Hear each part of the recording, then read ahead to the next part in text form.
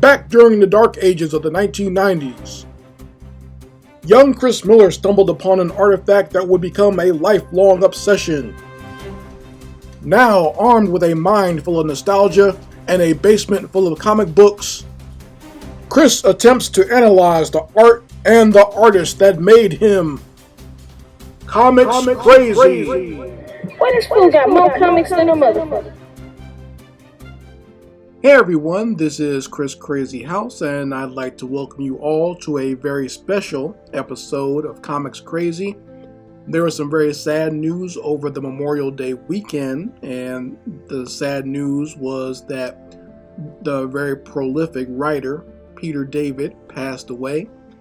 And, the thing that's sad about it is, he has been sick for some time and been dealing with a lot of issues with dialysis and his kidneys failing, and also going through like a bad separation and divorce from his wife. So he had been in some financial trouble. I remember not even a few months ago with Peter David actually putting up like a GoFundMe, basically asking for financial help from the fans out there, the comic book fans, and trying to get some help because his medical care was cut off, and he couldn't afford to take care of himself in regards to like getting dialysis and stuff like that. So real sad that someone who gave us so much when it comes to his art, which was writing, and created so many different great characters and so many great story arcs, that they can't take care of themselves towards the end of their life, right? But I was real sad to hear that he passed away, and I wanted to give kind of like a little bit of a tribute and talk a little bit about my experiences with Peter David personally and also with his work. So first, let me just say I became familiar with Peter David's work when I first started collecting comic books back in the mid to late 80s. And the thing that I know him for is the Incredible Hulk. So that's what I've always kind of associated him with. Now, obviously, Peter David is a very prolific writer. He has not only written for comics, both for Marvel and DC. He has written his own independent works, and he's also done novels. And he's worked even in other properties like Star Trek. Like I read some of his Star Trek books that are actually really good. So even though my first introduction to him was the Incredible Hulk, I don't want to just pigeonhole him into that. But that was my very first introduction to his writing style and to his types of storytelling. And I'll never forget it. I bought that classic issue of the Incredible Hulk, and I've done a review for that issue. If you want to go watch it, you can go watch it here on my channel. I'll post a link in the description box so you guys can go check it out. But I remember getting this book because of the artwork, but I found the story itself very interesting. The fact that we were delving into the psychology of Dr. Banner and the Incredible Hulk, that is something that was very much from the mind of Peter David. He's the one that added that angle to the Incredible Hulk, where we got really deep into the character's psychology, because before that it was still mostly in that old school Marvel monster vein. They kind of kept it that way, or made it very similar to what the Incredible Hulk show was, where you just have someone traveling around and getting into different situations and adventures and turning into the Hulk and helping the people out and whatnot. But what we got with Peter David was some very interesting ideas when it comes to the psychology of Bruce Banner and the Incredible Hulk. That whole idea that as a young boy, Dr. Banner witnessed his father, who had a bad temper, he witnessed his father actually kill his mother, when him and his mother were trying to escape from his father. And from that, young Bruce Banner learned that having a bad temper and allowing yourself to explode like that can cause the death of the people you love. So Bruce Banner, at a very young age, learned to repress himself and to, pull in any type of crazy emotions that he might have. And through most of his young adult life, his teen years and his young adult life, he bottled all his emotions up and repressed himself to the point when that gamma bomb went off, it released that into a completely different alter ego, which was the Incredible Hulk. So Peter David is the one that gave us that idea and that storyline. And if he created nothing else, that in and of itself is noteworthy, right? Because even if you look at that original Hulk movie that was directed by Ang Lee, they used a lot of that psychology and also the drama between Bruce's father and his mother. That whole scenario was showcased in that movie. Peter David is the one to thank for that. But once again, Peter David went on to write other stories and create other characters within the Incredible Hulk universe, and I've reviewed a lot of those comics here on this channel. You can go check them out, both the first season of Comix Crazy and also the second season. I think at this point, I think Peter David is probably the one the writer I've reviewed the most on this channel. So, it's fitting for me to actually sit back and talk about the influence that he had on me. And in my opinion, the same way when I did my eulogy for John Romita Sr., the artist that worked on The Amazing Spider-Man, the way that I feel that Romita's Spider-Man was kind of like the quintessential Spider-Man, I feel that Peter David's Hulk is the quintessential Hulk. Even though he didn't draw it, the way he wrote the Hulk, I feel it's his character almost. And when it comes to a writer that works on these properties as far as like work for hire, it's a shame that they don't get not only more credit, but they don't reap the financial gains that they should for these types of characters and story arcs that they write, even though it's their work that is used to make sales for the company.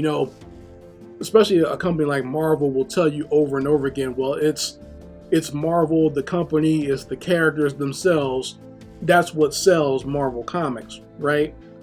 And they don't want to give as much credit to a lot of the writers and the artists that work on these characters or even create these characters, and they're the ones that the fans are latching on to. In fact, what's crazy is Marvel will put out trade paperbacks and they'll use Peter David's name, right? They'll use an artist or a writer's name and say, it's the anthology of Peter David's Incredible Hulk, and they'll put his name there in big letters and let you know that it's his writing style that they're selling to you, but he won't make any real royalties off of that. You see what I'm saying? So that's one of the biggest problems I've always had with Marvel. Now with DC, it's a little bit different. DC actually does give some royalties. I don't know how much. I think it depends on whatever deal you make. But from what I understand, based on what was told to me by trustworthy sources, DC actually pays better royalties. That's why someone like George Perez was, he was always a very big advocate for DC Comics, and he was okay. Like, I remember meeting George Perez at a comic book convention, and people were, upset with the new Teen Titans Go, right? And, the direction of the way Teen Titans was going. But George Perez was like, I hope they make as many Teen Titans cartoons as possible, because he actually gets royalty checks from the characters that he helped to create on Teen Titans. So when it comes to DC, at least, they're a little bit more fair. Marvel doesn't give a damn, especially now that they're under the banner of Disney. Anything that you worked on at Marvel is work for hire, and any characters you created, it was work for hire, and your financial status be damned. And it's a shame because, like I said, writers like Peter David put his all and his full creativity and all of his effort into creating something for Marvel, right? And doing all these great storylines that people still remember even unto this day. But, he was struggling financially towards the end of his life. Now, I met Peter David at a Dragon Con back in, I want to say it was 2009.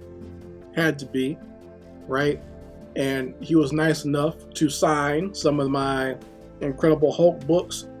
And when I met him, he was not, I'll be honest, he was not in the best of spirits. I don't really hold that against him, but I could tell he was kind of annoyed with whatever the situation was while he was there. Maybe he was going through some things then, and I can understand that because it happens.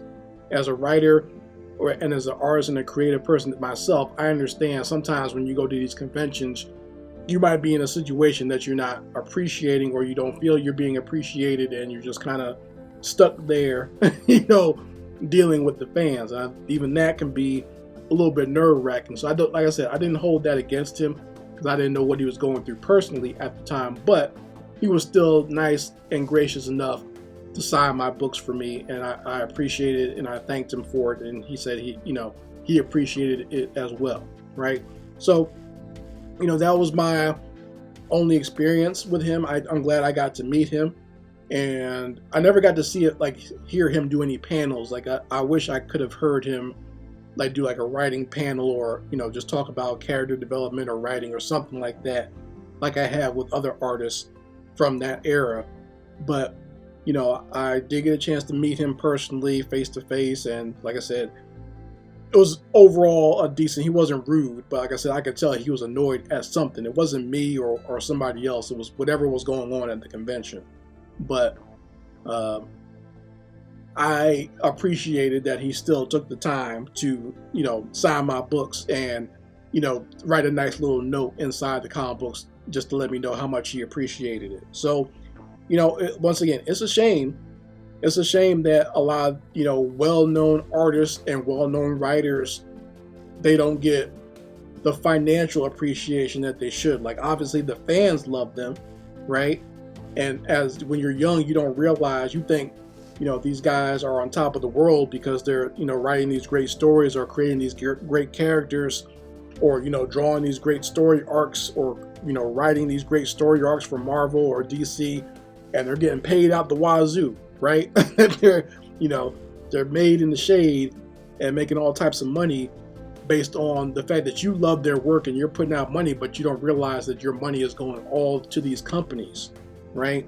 So they're not getting what you think they should be getting. They're great to you and they're something that what they've written meant something to you, right? Whether it be a comic book or maybe even just a novel or whatever, right?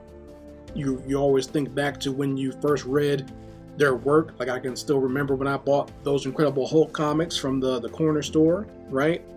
And I remember the way these books made me feel and how much fun I had with them. I still have great memories of them, and they taught me a lot as someone who was a budding writer and comic book creator myself. So it's a shame, like I said, and I think it's a lesson to learn to a lot of the creatives out there that always, I guess if you really want to work for the mainstream, do so, but also have your own thing going on in the mix and make sure that you're able to fully compensate yourself for the work you're putting out there. Don't give all your effort and all your creativity away to these other people, because when you need it, when you're in dire straits and you might have a health problem or you go through a divorce or whatever, these companies are not coming to your rescue. Sometimes they'll be the cause of even more trouble. They'll come to try and sue you or something like that, saying that they don't want you selling your work at conventions or whatever. I've heard nonsense like that from Marvel and Disney too, where they try to sue some of their artists and creators who basically are trying to sell the work that they created at these conventions. And that's ridiculous.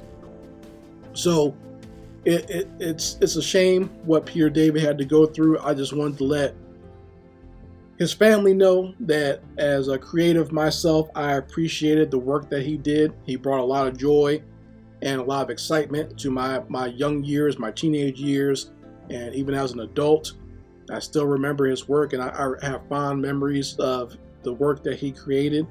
So I want to say that, I will continue to review the comic books that he worked on. In fact, the very next one that I'm working on, the next Comix Crazy review, is actually a Wolverine book that he wrote. So that is almost perfect timing, or, well, I shouldn't say it's perfect timing because the man passed away, but I'll say it's very ironic that I was working on this review and gathering intel and gathering artwork and samples and everything from this book. And while I'm doing that, I find out that Peter David has passed away. It's once again, it's a shame, but, the best thing I can do in my fandom is to show how much appreciation that I have for these works. And you can do the same in the comments section. If you have any type of stories about Peter David, if you got to meet him, or if you just read any of his work, because like I said, he's done so much.